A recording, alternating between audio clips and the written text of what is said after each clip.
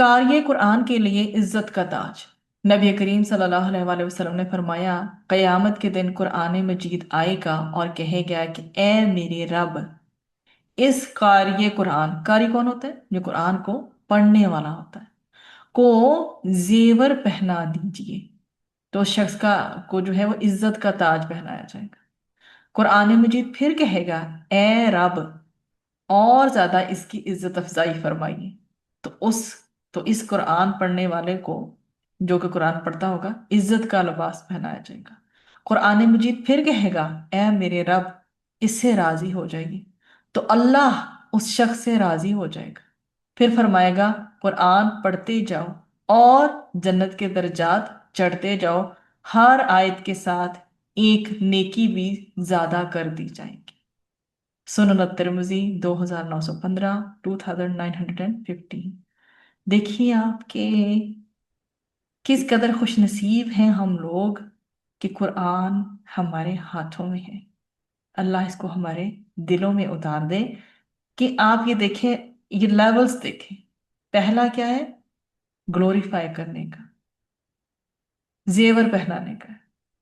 پھر عزت کا کراؤن۔ اب دیکھیں نا کہ کراؤن پہنایا جانا اور تاج پہنایا جانا کس چیز کی نشانی۔ پھر اور زیادہ، مطلب اس سے زیادہ اور کیا رسپیکٹ یا عزت کا لیول ہوگا؟ اور زیادہ عزت افزائی کی جائے گی، اور عزت کا لباس پھر پہنایا جائے گا۔ زیور ہو گیا، کراؤن ہو گیا، اور لباس بھی ہو گیا۔ تین چیزیں تو ہو گئی نا جو دنیاوی بادشاہ کو چاہیے ہوتی۔ لیکن پھر بھی قرآن پھر سفارش کرے گا، نہیں ہے میرے رب، اس سے راضی بھی ہو جائیے۔ دیکھیں، فزیکلی ایکسٹرنلی تو اللہ سبحانہ وتعالیٰ نے اس کو پورا کا پورا سجا دیا، سنوار دیا، جیسے کہ بادشاہ کو سجایا جاتا ہے۔ پھر قرآن نے کیا کہا ہے؟ راضی بھی ہو جائے، اور اللہ پھر اس بندے سے راضی ہو جائے گا۔ پھر کیا فرمائیں گے اللہ تعالیٰ؟ قرآن پڑھتے جاؤ اور جنت کے درجات چڑھتے جاؤ۔ تو یہ موٹیویشن کس کے لیے؟ جنہوں نے جتنا قرآن یاد کر لیا ہوگا، جب یاد کیا ہوا ہوگا تو پڑھیں گے، زبان سے رواں ہوگا۔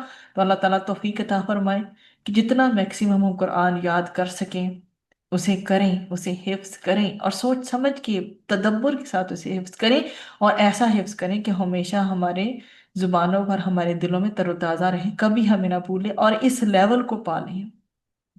اور پھر ہوگا کیا کہ ہر آیت کے ساتھ ایک نیکی بھی زیادہ کر دی جائے گی۔ سبحان اللہ۔